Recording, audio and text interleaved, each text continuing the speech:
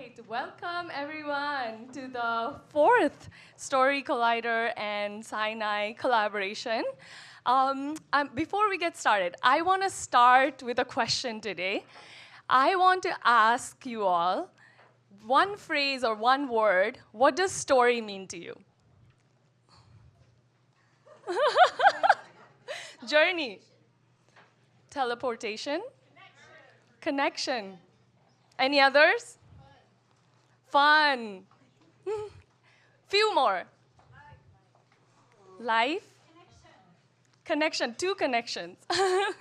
So storytelling or stories are powerful way to connect. They are very powerful way to connect to who we really are, to reflect on ourselves, and basically to understand the humanity.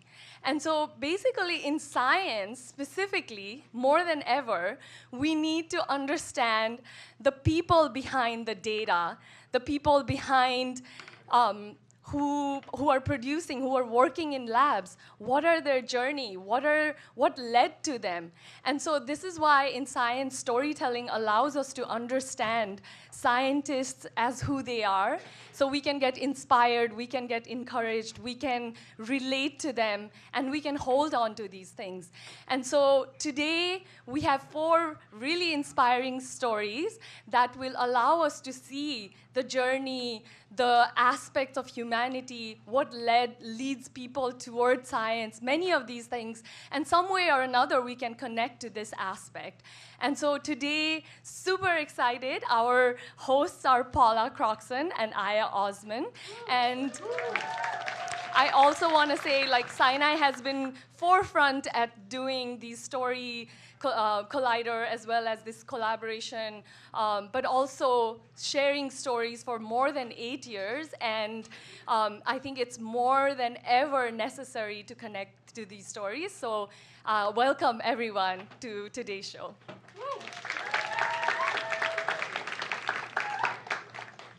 Thank you so much, Abba. Yeah, clap her. She's great. Good Hi. evening, everyone. I'm Paula Croxon. And I'm Aya Osman.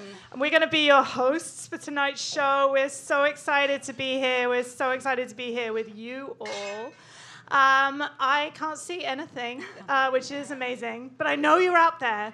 So by round of applause, could you let me know if you're at a Story Collider show for the very first time? And could you guys let me know who's been to a Stories of Brain and Beyond show before? And if you're here for the very first time as well, a huge welcome to you all. We're really, really excited to bring you tonight's show. A lot of work and effort has gone into the show. As Abba mentioned, we just finished a 6-week workshop at Mount Sinai where participants from all career stages were taught the art of storytelling by the wonderful producers at Story Collider. So, Paula, why don't you tell us what Story Collider is? I certainly will, but before I do, I'm going to tell you what it isn't. It is not lectures. There will be no PowerPoints. In fact, we like to say at Story Collider that there is no learning at Story Collider. And if you should accidentally find yourself learning, we have a bar over there, and there is a server who'll come to your table. Please tip them well. You should clap for them. And what Story Collider is, we share true personal stories about science. We bear witness to the process of science, the humanity of science, the struggles that people who do science go through and their triumphs. We let people know that they belong in science. And narrative, storytelling as a form of communication, when you compare it to facts. And honestly, it's not that facts never changed anyone's mind. I'm a scientist. I love facts. But storytelling is more persuasive, it's more memorable, and it's a better way of people connecting with subject matter than fact-based communication in so many ways. It's such a powerful way for us to share about science. And as Abba said, what better time for us to be sharing the stories of science tonight. So thank you all so much for being here.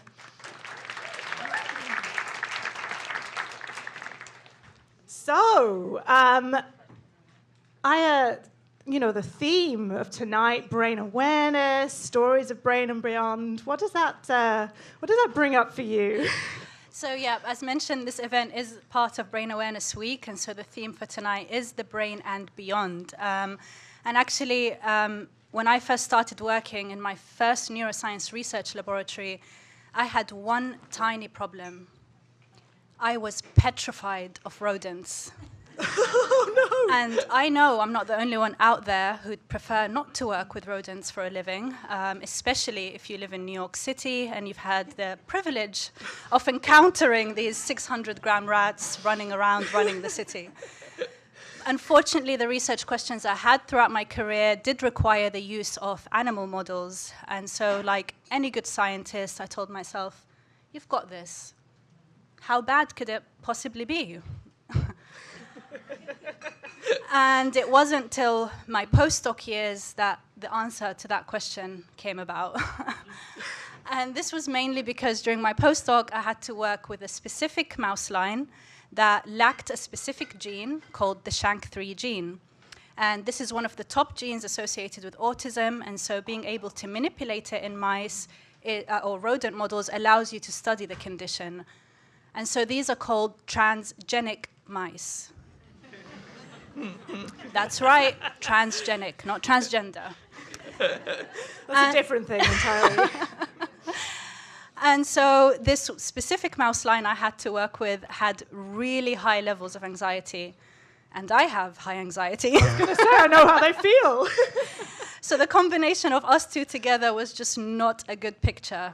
Every day working with these mice was like a scene from Tom and Jerry, where I was Tom and I was being defeated by a SHANK3 knockout Jerry. And so every morning I'd go down to the animal unit where these mice are housed, and I'd head straight to the gowning unit where you gown up in your protective equipment. And I'd avoid making eye contact with anyone just in case they noticed how nervous I was.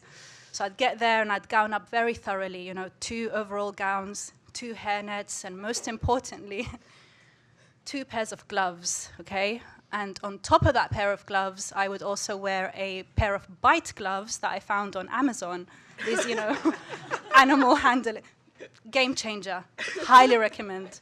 If anyone works with me, they know I still do not approach mice without these gloves. And so one morning, let's just say the mice were feeling particularly spicy. And I go down to the unit and I gown up and I get out my first cage of 4 mice. And as soon as I remove the lid, I kid you not, these mice start popping out like popcorn in a microwave. Pop, pop, pop, pop, pop. Luckily, my instincts kicked in and I grabbed for I was also working in a fume hood container, so they couldn't get very far. I grabbed like a small container and I started cornering these mice and picking them up and returning them to the cage. A quick head count let me know there were 3 mice back in the cage. Where was the 4th? At that particular moment, I started feeling something warm and fuzzy move up my arm. Time froze, I froze, everything started going in slow motion, and I slowly raised my arm and realized my worst nightmare had come true. This mouse was crawling up my sleeve where there was no bite glove to protect it from biting me. And so just then, the door opens and a trainee walks in, and just then my flight or flight instinct kicks in, more towards the flight side. I start shaking my arm, I start jumping up and down, and I think a few squeals left my mouth. And by this point, the mouse is almost like by my armpit, heading towards like towards my jugular.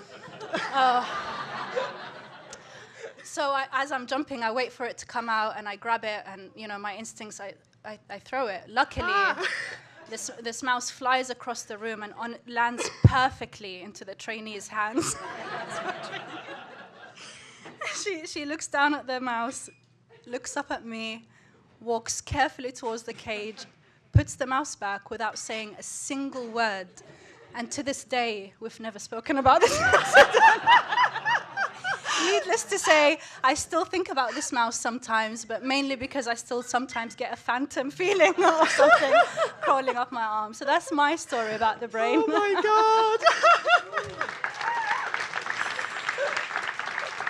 Unfortunate. I mean, she sounds like a keeper, that technician. I still see her around, and we still look at each other like and that unknowing stare. That knowing look, yeah. So, does it make you think of anything tonight, Paula's theme? Well, there is a little bit of a rodent theme running through my mind as well, but for a completely different reason. So I was trying to think about the first time that I really got into science communication. And initially, in fact, I told this to somebody already in the room, that I thought it was Story Collider, because I told a story way back in 2013 now, which is a long time ago. But actually, I was involved in science communication before that. So when I was a postdoc at Mount Sinai, I lived with another postdoc named Kathy. And I don't want to say that we had the party apartment, so I won't say that. Party apartment. But we did occasionally throw a party. Because we were both neuroscientists, we decided that we would have some neuroscience present at our parties. And we decided to have a game based around what Kathy was currently working on, which was an experiment using the radial arm maze. Anybody in here know what the radial arm maze is? Like 3 people.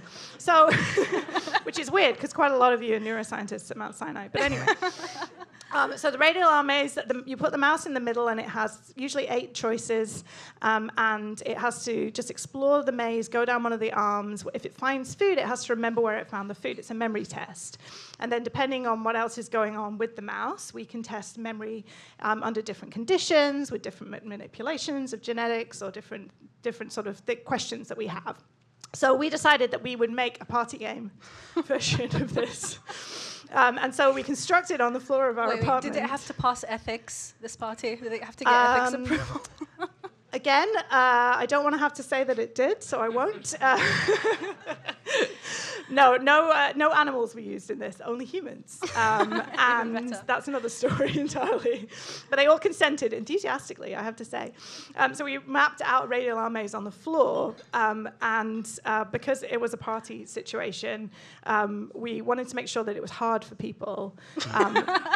And so we then blindfolded them, had them spin round in the middle of the maze, which made it impossible. Whatever they did, we made them drink, essentially.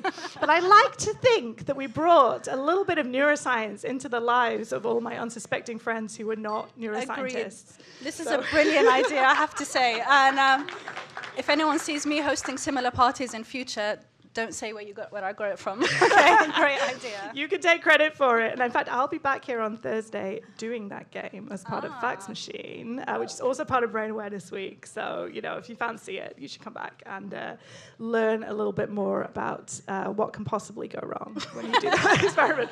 But anyway, that is not why we're here tonight. Yes. So are you guys ready for your first story of the evening?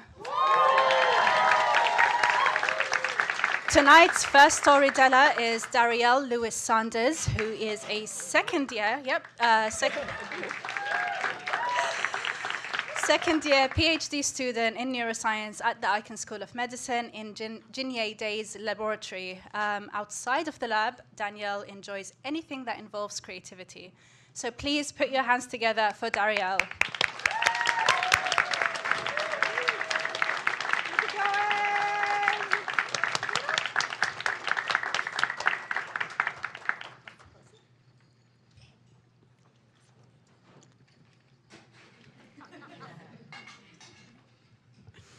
Oh, goodness. Hello.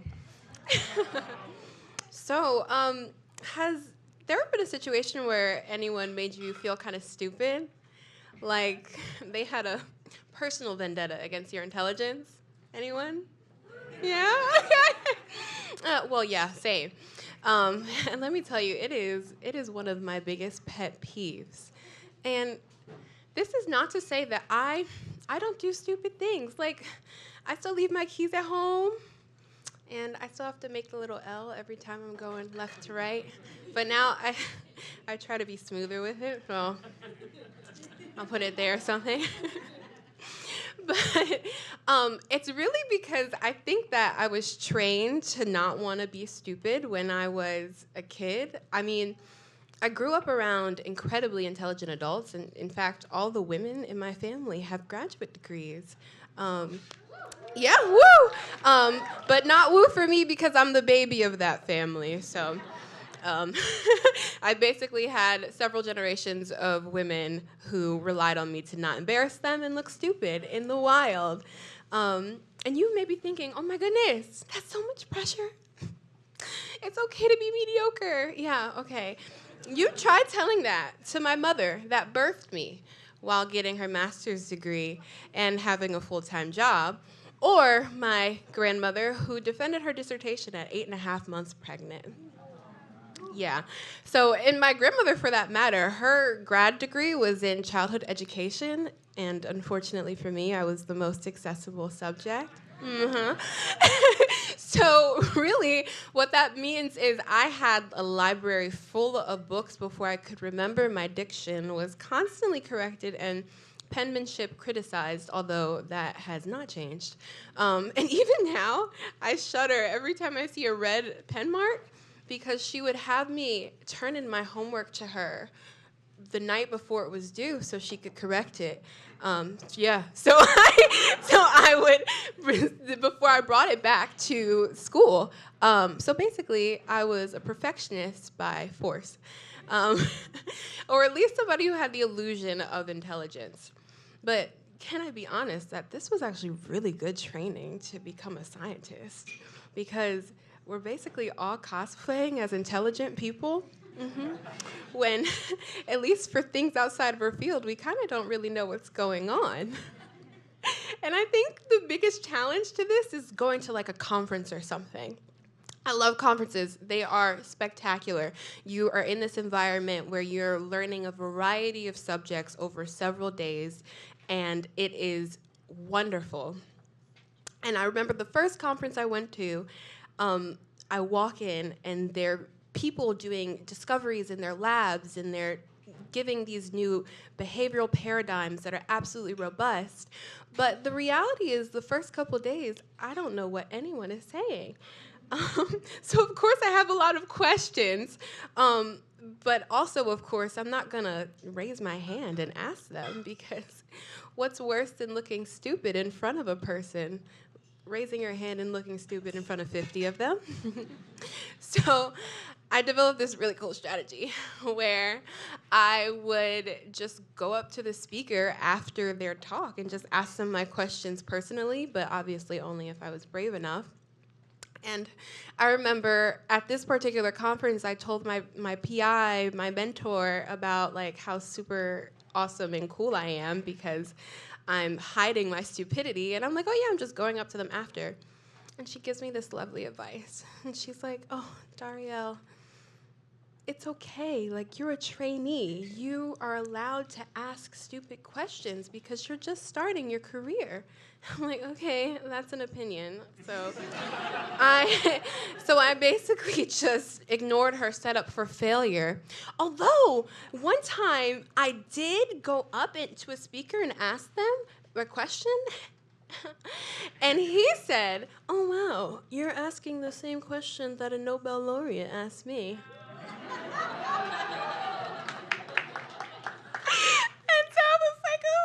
I probably should have asked that in front of people in case anyone from the Nobel Committee was around to experience my intelligence. I don't know. But it was an absolutely wonderful experience, and so wonderful that I wanted to share with my lab when I got back home some of the things that I discovered or, saw. And there was this one task in particular that I thought was so smart. I wish I had done it and thought about it. But obviously I was a trainee, so I didn't, think of anything. And it was this beautiful task to test the hierarchy in a cage of animals where all you need is a tube and the animals, and you put the animals in the tube facing each other, and the dominant animal never goes backwards because if you're the big boss, you don't go backwards. So you can kind of see what level each animal is in the hierarchy. And so I could not, for the life of me, remember the name of this task, but I really wanted to share. Thankfully, there was this guy in my lab. He did his undergraduate research in the lab that presented this. So I was like, oh my gosh, a resource. I'll just ask him. So I start the lab meeting. I tell everyone about this task, and I'm like, you have got to know what it's called. And so he turns to me and he says, I think that's social defeat stress. So, for context, I actually got my master's mostly studying social defeat stress, and also was recently on the paper where the main technique was social defeat stress. So I said, oh no, I don't think it's social defeat, trying to exercise politeness. And so then I hear this one little, are you sure it's not social defeat stress? I'm like, so for those of you who don't know what social defeat stress is, like my friend here, it's basically when it's this very robust social bullying almost paradigm where you put your experimental animal in the home cage of this bigger, more aggressive animal, kind of a bully. And you can end up testing these two different phenotypes or behaviors, an animal that is resilient, so more willing to go up to someone that may look like the bully, or someone who is avoidant, who kind of backs down from the bully. So let's see which one I am. So I go up. So I say, no, I really don't think it's social defeat stress. And then I hear a, are you sure? I'm pretty sure it's social defeat stress. And then my eyes blind from the fluorescent, kind of like these, from the fluorescent lights in the room, and there's just this fiery rage that builds up from my gut, and then out of my mouth I say, no, I'm pretty confident it's not social defeat stress, but I can tell you what it is. Thankfully, my PI interrupts me because she can see that I'm contemplating the professionalism of backhanding him. But the reality is I had this almost visceral reaction to this guy kind of insulting something I thought I knew. And he probably went home and had dinner, I don't know, meditated, didn't care about anything. But I felt like I was disappointing my ancestors by allowing this, I'm serious, by allowing this guy to insult something that I thought I knew. And kind of in that moment, I realized even when you are assured about your knowledge, sometimes you can't get rid of the idea that someone may just doubt it. So I still love conferences. He didn't ruin it for me. And even now, sometimes I'm brave enough to raise my hand and ask questions at them. Although nowadays, they're giving away money to people who ask the best question at conferences. They are. They're giving away real money to people who ask the best questions at conferences. And now I'm $25 richer.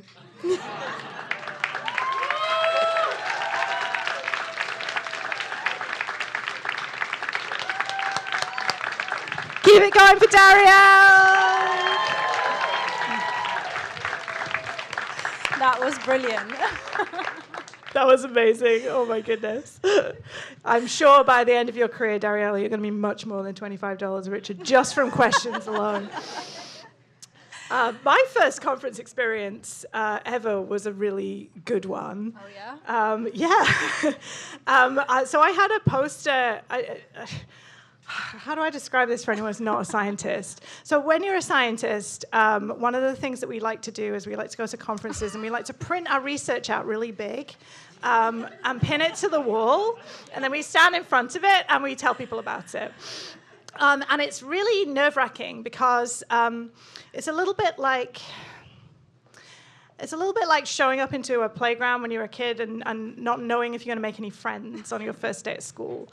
So you show up in front of your poster, you're all shiny, you've put lots of effort into it, you've printed it, you've forgotten to print it, you've last-minute FedExed it to yourself, whatever's happening in this moment.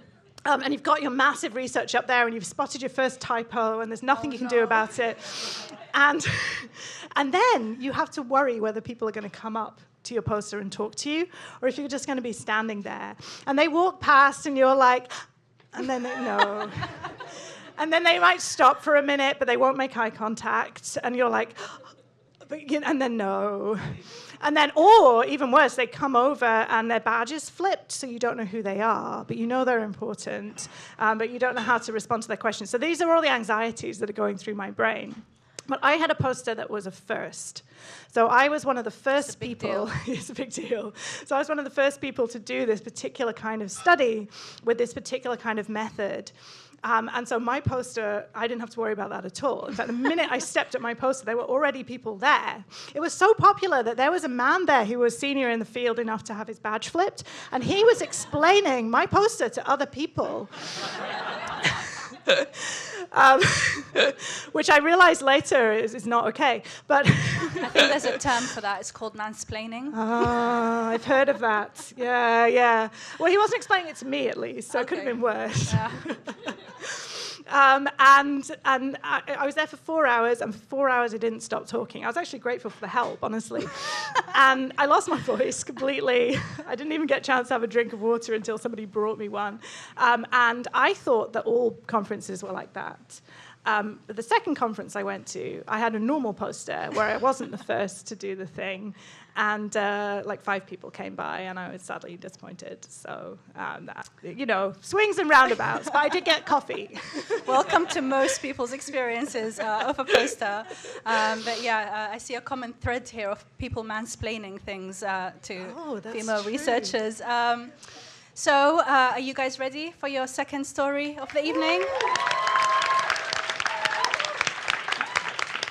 So our second story tonight is from Pablo Nobels. Nobels. Yes, I didn't want to Nobels. He is an environmental epidemiologist, born and raised in Barcelona, and he's now a postdoctoral fellow at the Icahn School of Medicine. So please put your hands together for Pablo.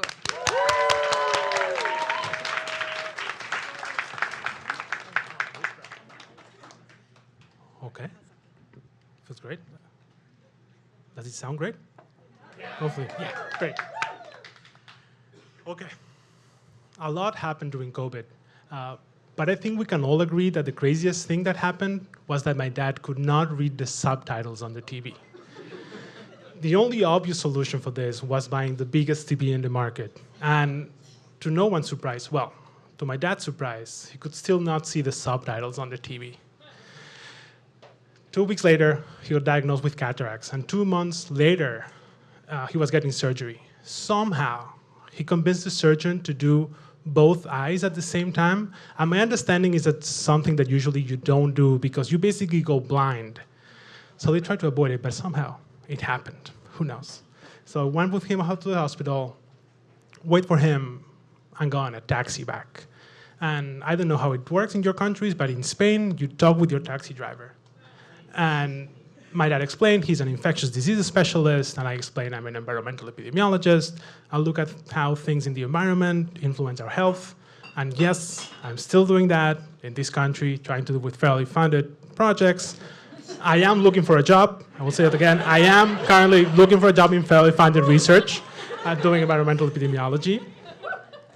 And when we say this, not the job part, that's what we do for a living, the taxi driver asked us, should I get vaccinated?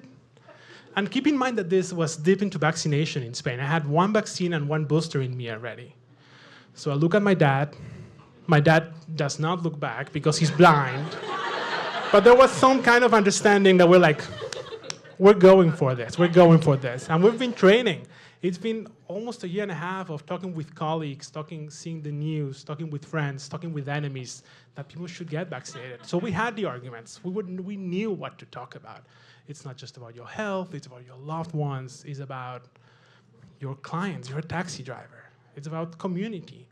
And even though it's a conversation and still go back in my mind a lot and think about it a lot, it felt kind of empowering. I think we convinced this guy to get vaccinated.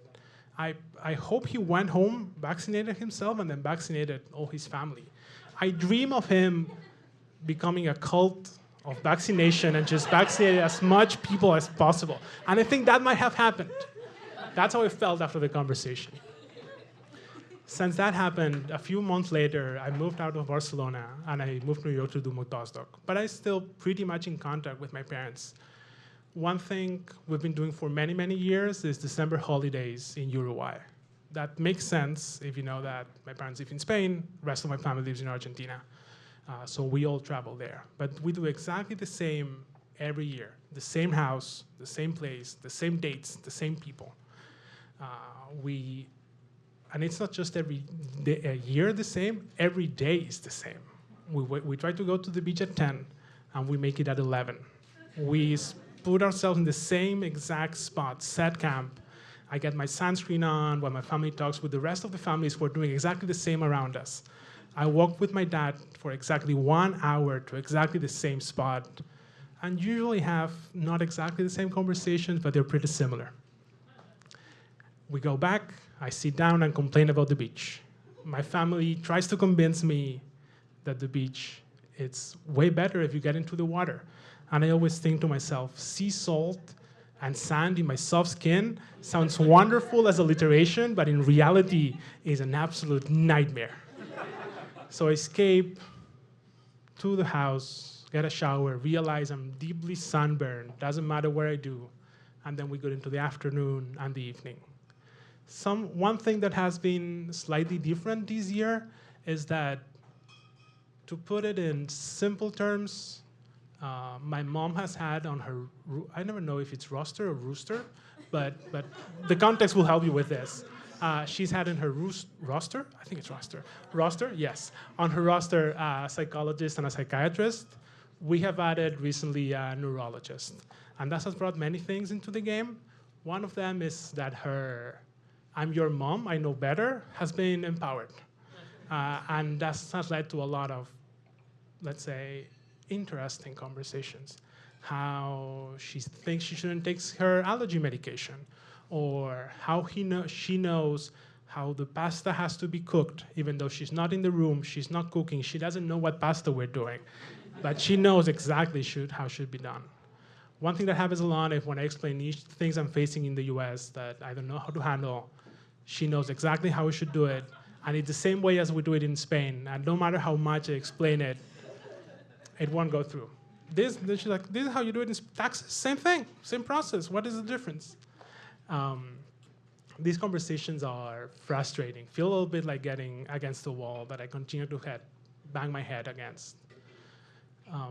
And they're saddening, and they're worrying, they're upsetting. I'm worrying about what we have now, and I'm worried about what's to come. Last day of the trip, I went to Buenos Aires before going back to New York. And again, I got in a taxi to go to the airport. And in Buenos Aires, it's the same as in Barcelona. You talk with your taxi driver. However, you're going to talk politics, and you know you're not going to agree. And we started talking for a while. We agreed on some things. We disagreed on something else, until I mentioned I'm a scientist, where the conversation goes on a complete standstill, as does the car. It's 40-minute mark on the ride, and I should be in the airport already, but we're just in a jam. We're completely stopped, not moving. After like 5 minutes, he turns around. Let me see if I can. He turns around, look at me in the eyes. The car stays the same, just him. Look at me dead in the eyes, and goes, "As a scientist, do you think the Earth is flat?" And I'm ready for this. I'm ready. Well, I'm feeling apex predator, ready to jump. I got the arguments, and I start explaining all the evidence we have that the Earth is, in fact, round. The horizon, the shadows, the stars, the whole thing. And he wouldn't have it. He was like, "I'm seeing a lot of YouTube videos that are doing very interesting experiments, and I'm seeing those. You scientists are doing things that I don't fully understand, so I don't know. It looks pretty flat to me." This was already frustrating, so I knew I had to bring up the big guns. And I know now this is my mistake. Not my first mistake, but a big mistake. And I said, if the Earth is flat, that means that there is a conspiracy theory. Well, the conspiracy theory is not a theory. Really, there's people that know how the world works, and they're not telling us. And he's like, yeah, might be. They're lying to us about things. Who says? I don't know. Satellites. Who knows how they work? You know, you're a scientist. I don't know. YouTubers, maybe. I've learned that, and I've learned this before, but I know that the question you need to ask to these people is, what would need to happen for you to believe the Earth is round? So I asked that, and he had no answer. And by having no answer, I was completely defeated. I was on the ground, out. I went from apex predator to a deer in the dark, crossing the road, being, how it's called in English? Run by a taxi driver who doesn't believe the Earth is fucking round. He finally dropped me at the airport, and I was literally crying. This was intense. I was upset. I was worried. I was thinking how crazy that conversation was, and how I was thinking about the state of the world, the state of this country, and I'm like, oh, wait, this is actually happens. When I got back to New York, I got on a call with my therapist, and he asked me how the trip was. And believe me when I say that talking about my mom would have been maybe tied for first thing I should have talked about. But I think you see where this is going. I talked about the taxi driver. And he asked me, why did you engage in such conversation? Why? And same as Dariel said, you got the fire going on you. I had to do it. I had to. But I don't have to do it. There's conversations like the one with my mom that I will have again and again and again. I will continue banging my head against it every day. And there's conversations I would not have ever again, that I would avoid any way I can. But telling them, realizing the ones I want to have, it's very easy. Realizing the ones I don't want to have, it's quite complicated. But I'm learning to do it. I'm learning my techniques, and I'm using a tool I already have in my shed. If there's a conversation I feel, I connect, I listen to my gut, listen to my tummy, I look at it, I do a sad face, blame my IBS, and just escape.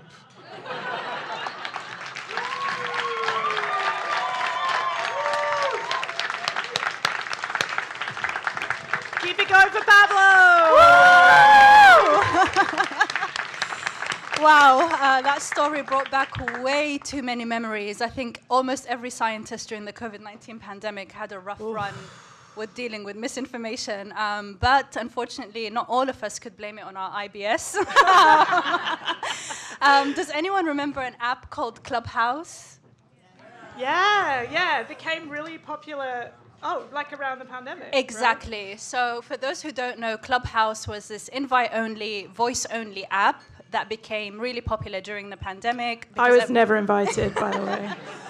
When you hear the end of the story, you'll be like, thank God I wasn't invited. So it did really well during the peak of the pandemic because everyone was in isolation, couldn't socialize, and they could jump on this app and socialize. Of course, anywhere where humans gather and have discussions and talk, like Pablo mentioned, there's usually disagreement and misinformation. And so one day I actually get an invite to this app from a friend who says to me, we really need some scientists and doctors on this app to confront some of the misinformation.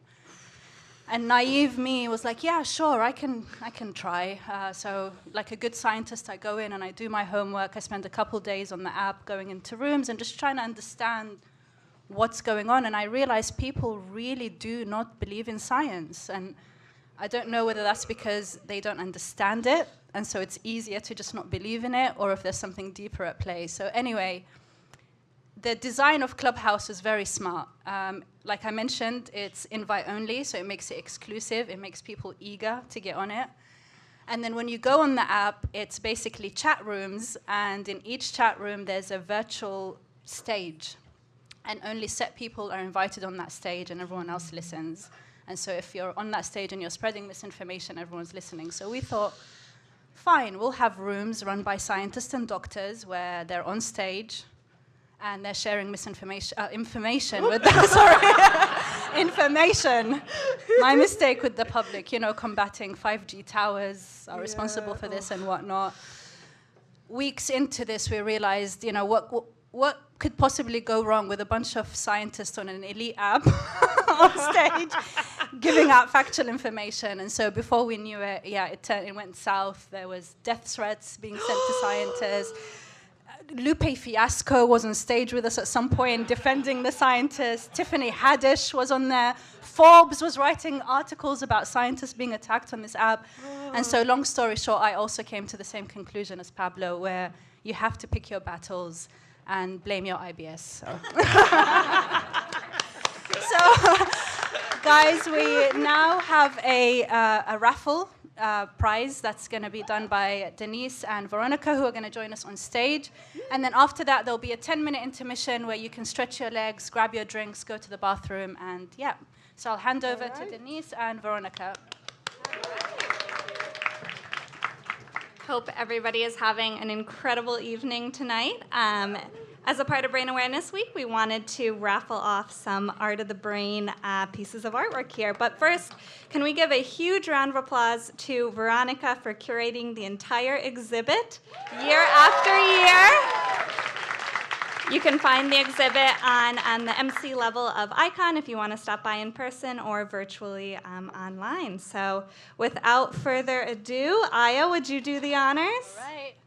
Good luck, guys. Let me see. All right, we got one. Do you want to do the honors of reading? Sure. 545002. Woo! Oh! Looks like it's me. We've got a match. Guys, that was not intended, I promise. Abba, please take your pick. Yeah. Okay. All right. Is there more? Oh, there's a second one, yeah? All right. So. Okay. 545037. Wait, I have 545037. Going once. Going twice. All righty. Should we do one more? Yes. All right, guys, round of applause so this one works out. 545057. Woo! Okay.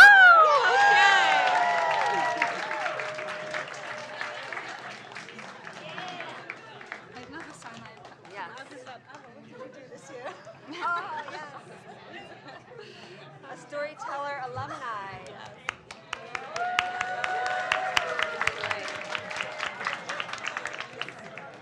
Okay, so guys, 10 minutes intermission. We'll see you back here in 10 minutes. See you soon.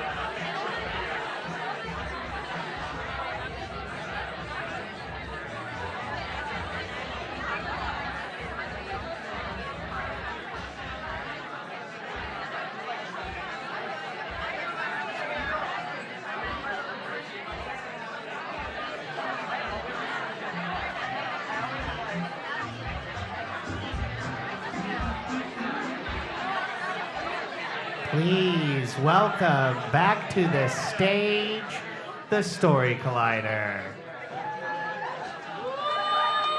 Yes, more. Keep it going while Aya comes up to join me.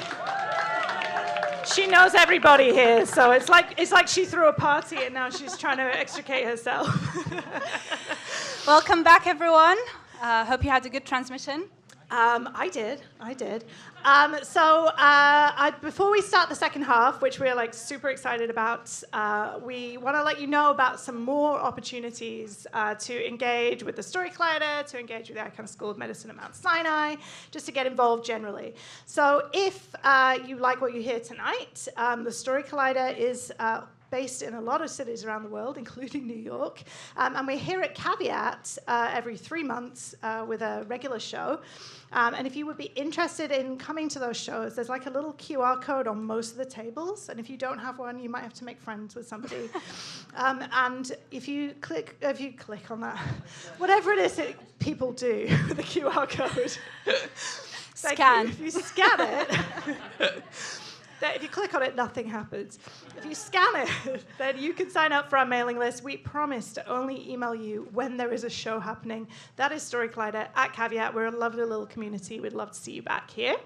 Yes, thank you. Highly recommend, guys. Highly recommend. And our next show is actually next month. It's April 14th, and the theme is emergence, and it's going to be amazing. I also want to let you know we have a special show on June 3rd, also here at Caveat, which will be our annual Proton Prom. Oh, yeah. The specialist of the special parties. It's a little bit like Clubhouse. You have to be invited. But you all are, so hooray for that. You can definitely get involved with the Story Collider. And one more thing I want to plug is that we have a podcast that comes out every Friday with 2 amazing stories about science, and you can get that anywhere you get your podcasts, really, even if that involves clicking. Yeah. No, highly recommend checking out Story Collider's events. I think Paula also has an event on Thursday. If you follow her social media page, Thank you for sharing that. I do. The other really cool show that you guys might want to keep an eye on is Pint of Science, which is happening May 19th to 21st in the city as well. I think it's in Midtown. It's being hosted by a postdoc at Mount Sinai DD in the neurology department. So yeah, check it out. I think there's flyers around the institution for it.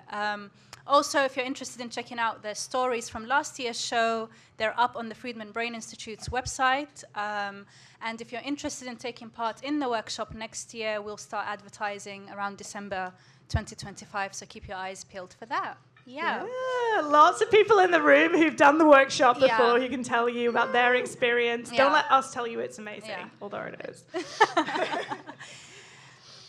Are you guys ready to hear your next story? Our next storyteller is a computational biologist in the lab of Dr. Alex Sankoff at Mount Sinai. And before joining Mount Sinai, he trained in evolutionary bioinformatics as a research fellow at IIT Delhi. So he's come a long way to be here, and he thrives on pushing limits, both in science and in other things. Please welcome to the stage, Akhil Kumar! Woo!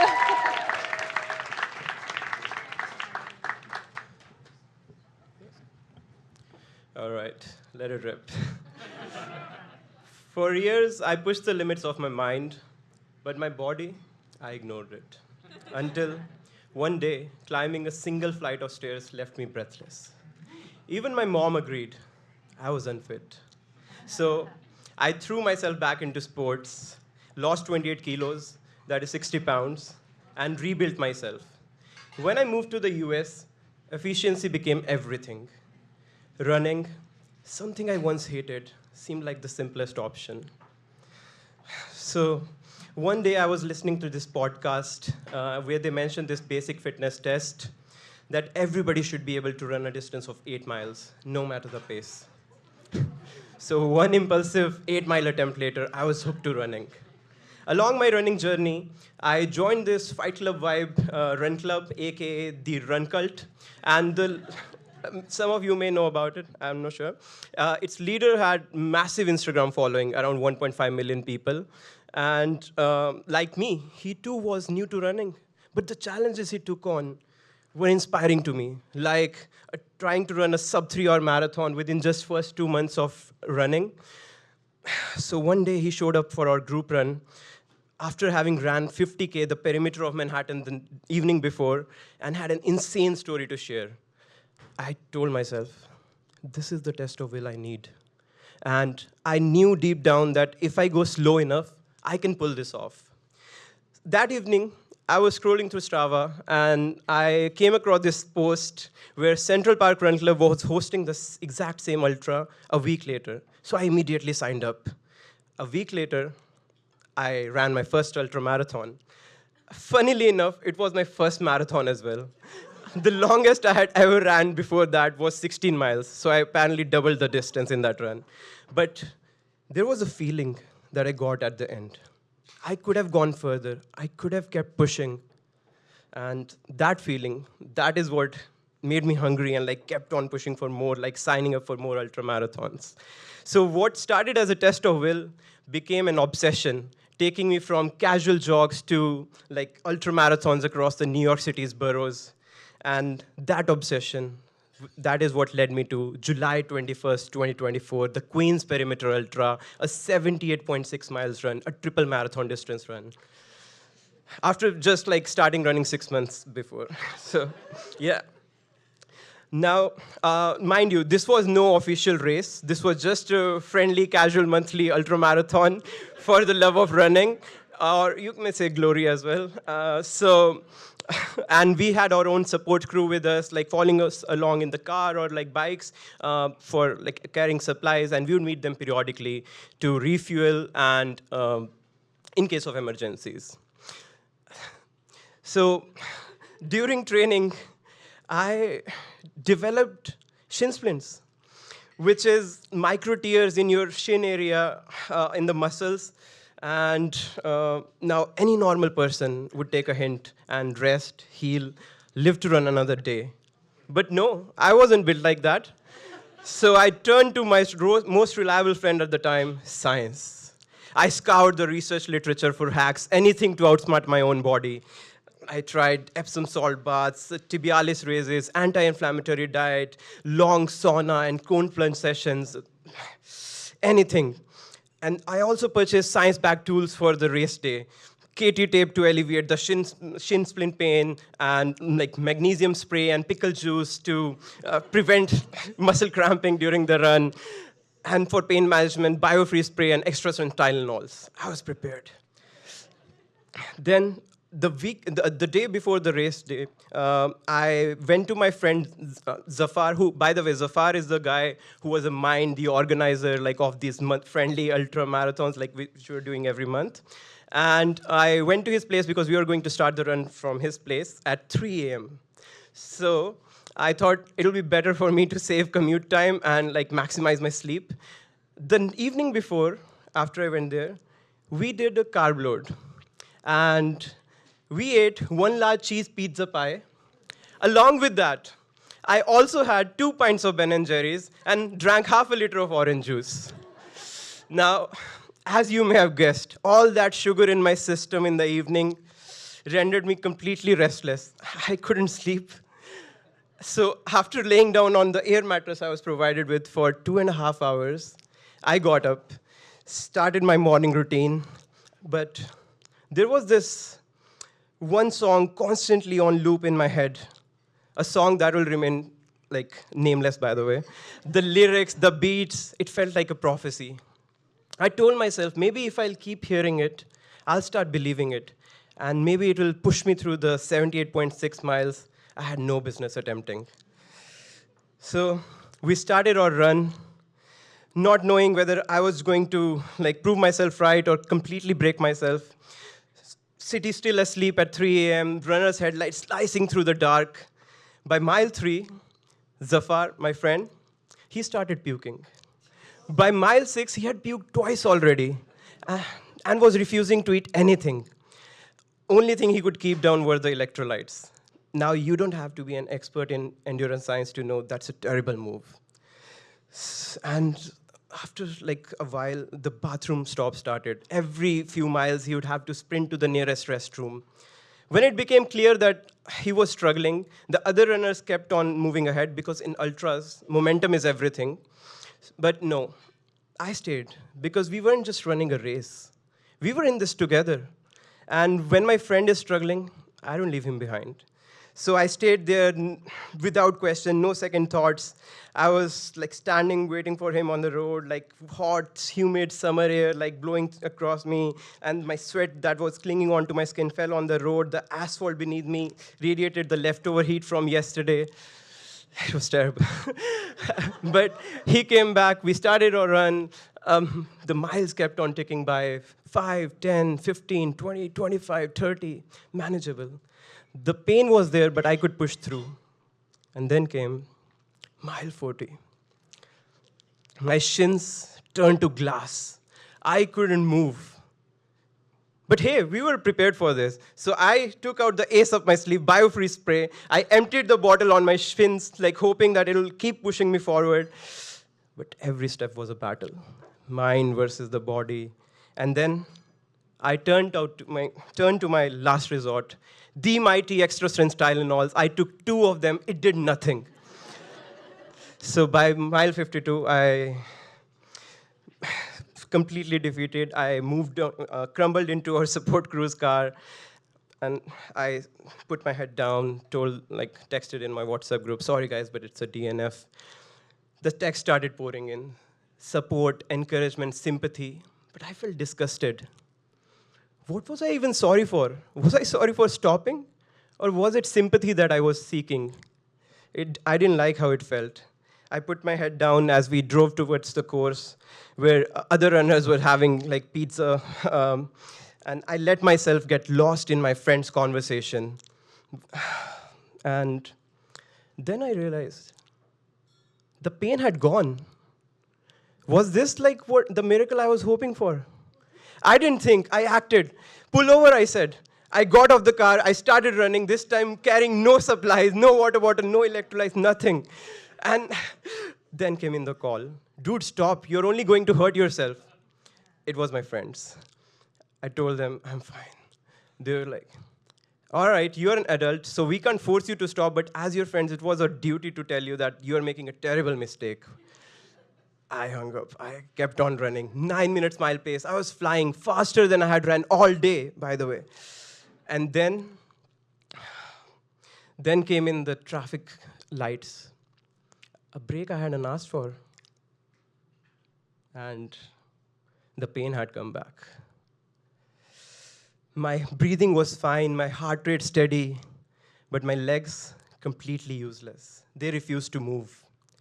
I collapsed onto the sidewalk. I looked at my watch, 55 miles.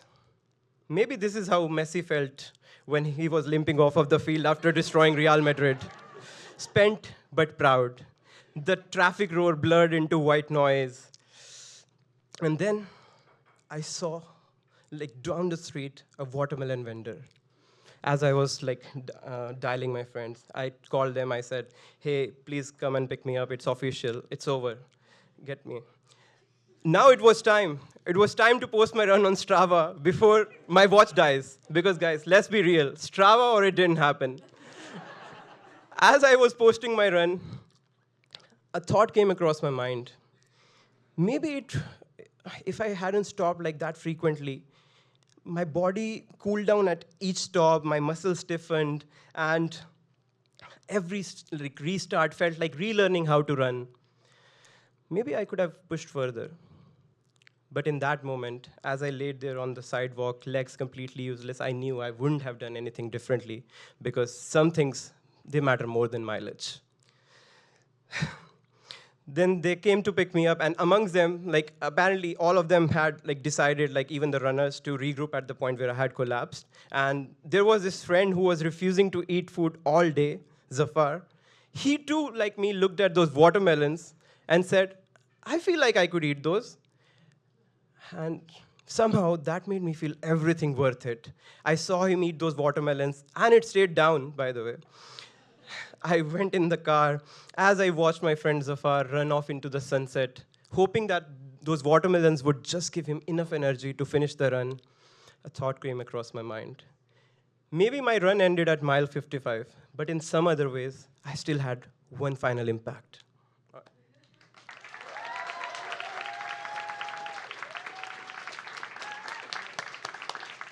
Keep it going for Akil, everybody. So there were two producers for these shows. I was one of them, and the other one was the amazing Latasha Wright, who's in the audience. And there was no question which of us would work with Akil on that story, because only one of us is foolish enough to do ultramarathon anything. Yeah. Just amazing, just amazing. So if... Oh. Yeah, I'm not sure what happened. Oh, we might have lost battery in Aya's... Yep. Oh, no, in Aya's microphone. Would you like mine? We can pass it back on. All right, amazing. I'll do a little thing, and then I'll pass the mic to Aya. So, what I want to say to you is, if you are like what you hear today, and you're like, I have a story about doing an ultra something, or talking to a taxi driver, or something entirely different that has even a little bit of science in it, we would love to hear from you. If you're at Mount Sinai, of course, you can take the workshop next year. But if you're not at Mount Sinai, or if you cannot wait until then, then you can pitch us. You can go to our website, storycollider.org, and go to submissions, and you can pitch us your idea, send us a few sentences about the story, or you can just come and talk to me, or Latasha, or one of the other Story Collider folks here today. A lot of our stories come from people just like you, who sat in a room just like this and thought, maybe I can do this. And then someone just gave them that little nudge. Yeah. Actually, that's how I got into all of this. I did a show at Story Collider, and then lo and behold, this whole program was built off that. So definitely recommend it. Also, if you do want to pitch a story to Mount Sinai, you can also email FBInews at msm.edu. And I think that's it that I had in terms of announcements right now. Are you guys ready for your final storyteller of the evening?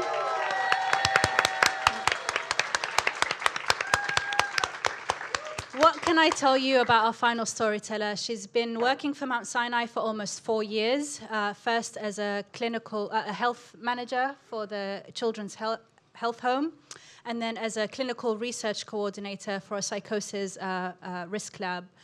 In her spare time, she loves to romanticize New York City by going for runs in the park, going to Broadway shows and concerts, and methodically hunting down the best croissant in the city. So please put your hands together for Abby Fogarty.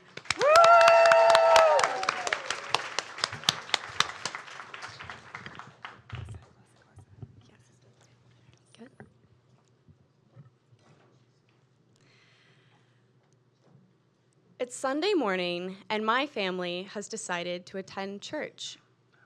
We are not a consistent church family, more like once or twice a month church family, and that's because the church we attend is in Charlotte, North Carolina, and we live in Gastonia, North Carolina, and it's a pretty far drive.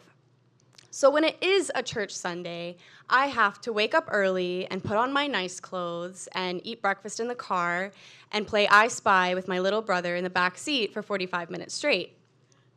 And I kind of dread it. But it's not really about any of those things. And it's not about the church either. I actually really like the church. It's a liberal church that encourages free thinking and logic and learning. So much learning. My 6th grade Sunday school classes are called religious education, and we learn. We learn about religion and poetry and even science. And I am always behind on the curriculum, and it really bothers me.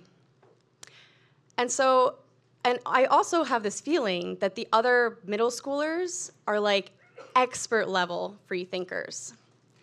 So as often as I can, to avoid being exposed in front of these sophisticated preteens, I volunteer to help with the little kids. My thinking skills definitely feel superior when I'm with the 2s, 3s, and 4s. And I really like working with the little kids.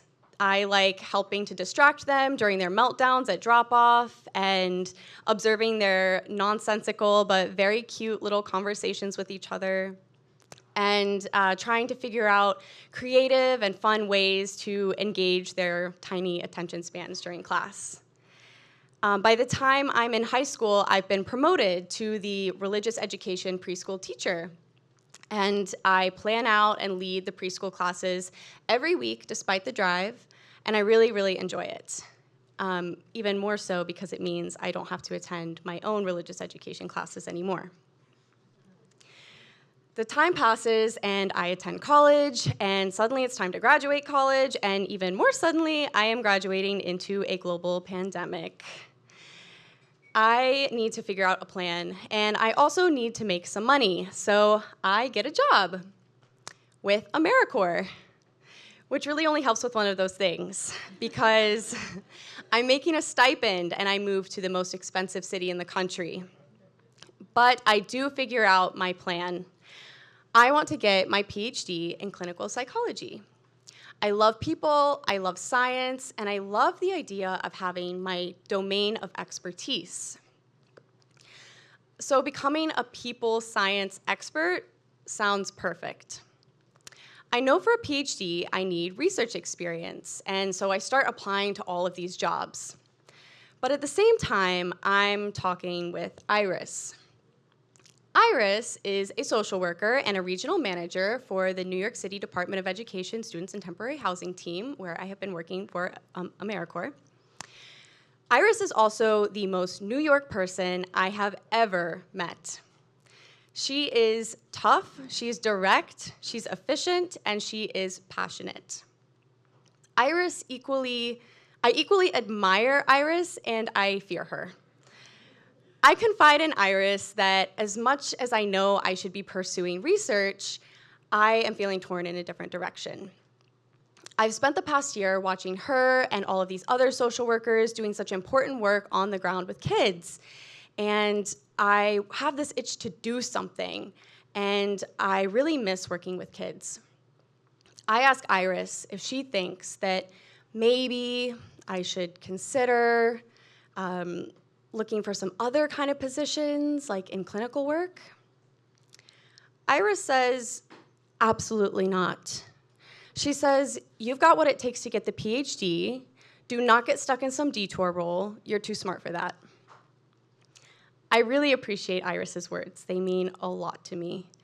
At the same time, I do not believe her. I've been applying for these research jobs, and when I interview, I feel like a complete imposter. I am talking to these experts in their field, and I can't imagine how I could ever become so accomplished, so intelligent, and so all-knowing. Luckily, Iris gives me an out. She knows a guy, like Iris always does, and he works for a children's health home program, and they're hiring. So I interview, and with Iris's begrudging blessing, I accept that position. I just can't help it. It's an opportunity to do concrete work with kids, and I decide a quick detour will not hurt. I'll have some fun working with the kids, and then I'll get back to the more serious business of becoming a people science expert. So I start my super fun job at the Children's Health Home, and I am so excited to get to work. I'm so excited to meet the kids, and I meet the kids, and they are mostly suicidal, some homicidal. There are 22 of them assigned to me, and I meet them for home visits across New York City, mostly in the public housing projects. As you can imagine, with kids who want to die and/or want you to die, they aren't always in the mood to meet their new worker who has shown up quite literally on their doorstep. But I am determined to build these relationships. And I have one thing on my side, which is pent-up post-pandemic energy. You aren't attending your therapy appointments, I will escort you there. You keep oversleeping for your school bus in the morning, I will call you at 6 a.m. every day to make sure that you're up. You hate your psychiatrist and secretly stopped taking your medications 3 months ago. All right, let's talk about why, and then we can go tell her together. One day, I'm in the field running around doing my home visits, and a kid's name lights up on my phone. We'll call her Maya. Maya's one of my favorite kids, but she was also one of my most standoffish at the beginning. I don't think I got anything beyond a head nod or a for the first couple months I worked with her. But slowly, sometimes painfully, we had built a relationship. Those head nods turned into complete sentences, which turned into long, vulnerable conversations. They turned into long, vulnerable conversations. Sorry, I just need 1 minute. Thank you. Long, vulnerable conversations.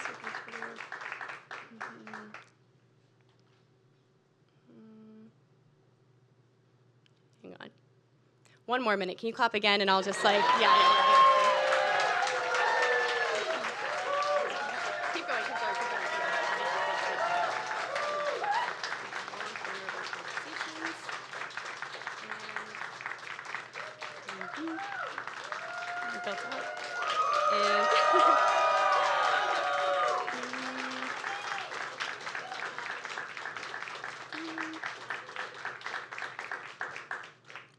Okay, yeah, there we go. Okay, so when I reach that level of trust with a kid, it is very delicate and very special, and it means so much to me. It also means I can be better at my job, which is understanding the kids' strengths and their weaknesses and their struggles so that we can work together to make a plan of how to move in the right direction. So when I see Maya's name on my phone, I start thinking. All of the tabs of my brain shift from my other clients to this specific kid and the things we need to do to move her in the right direction, the goals that we're working towards, what that next step will be. And I answer her call mid-stride, ready to take that next step. And before I can say anything, from her first shaky breath, I know that Maya's not okay. She tells me in a panic that the voices in her head are telling her to hurt herself. And she's scared, and she needs help. My heart drops, and the adrenaline begins to surge, but my voice is calm over the phone as I ask her where she is she hurt, is anybody else with her? I happen to be close to her apartment, so I walk over and I meet her out front, and together we walk to the nearest emergency room as she tries to describe to me the chaos that's happening in her mind. Towards the end of Maya's stay in the hospital, I organize a care conference, which is a meeting of all of the providers to discuss the patient's well-being and their treatment plan. It's essentially a gathering of all of the experts in one place. Maya, like a lot of the kids that I work with, doesn't have a lot of consistent providers. She has a lot of her cases closed due to noncompliance, so a lot of the providers only know her from her stay in the hospital or maybe haven't even met her yet for the first time. As I'm listening to these experts talking about their various domains of therapy and medicine, education, legal support, housing support, I find myself chiming in. I'm sharing about my experience with this kid during our home visits and our phone calls, the things that she's told me about her family dynamics and her mood and the voices, and the things I've observed about her behavior, how her sleep habits have changed, her speech patterns, even the things she wants to talk about or does not want to talk about. And the experts are listening because my domain of expertise is Maya. Actually, for all 22 kids on my caseload, I've earned a degree of expertise in knowing them. And I'm in rooms where that expertise really matters. I've come to understand that expertise maybe isn't sophistication or being all-knowing. It's just earned knowledge in one corner of things, and knowing your corner well enough to share it with others in a way that makes a difference. And I know I still want to get back on my science track towards that PhD eventually, but I stay in that role, my detour role, for 3 years because I am a people expert in 22 very important domains.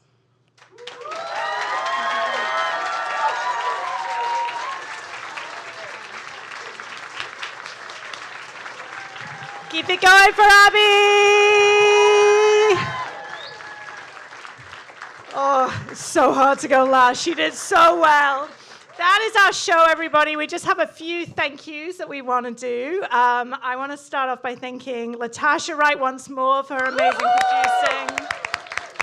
And the rest of the Story Collider workshop team, Erin Barker and Fola Olasanya. I want to thank our lovely photographer, Jean Chen, who just makes us look amazing all the time. Yeah, sure. And we want to also thank especially Eric Nessler and Paul Kenny for supporting this story collaboration. We also want to thank Veronica, Denise, Daniel, Pam, Daniela. Am I missing anyone? Myself, Danny Rowland. Yes. And all of you for attending. Hopefully you all found something to connect to. So many emotions and the humanity of these stories. And hopefully you'll all be coming again and again. Yeah. Thank you, everyone. I just want to also thank everybody at Caveat for helping out tonight. Andrew, Hector, Jack, Mary Poser, Christopher, and Octavia. Yay. And Let's do Story one. Let's Collider. do one. Oh, yeah, Story Collider, of course, and also Aya and Abba for putting so much effort into this. And thank you, Paula, for all the effort this year as well. We really appreciate it. See you all again next year. One more big thank you, please, for the storytellers.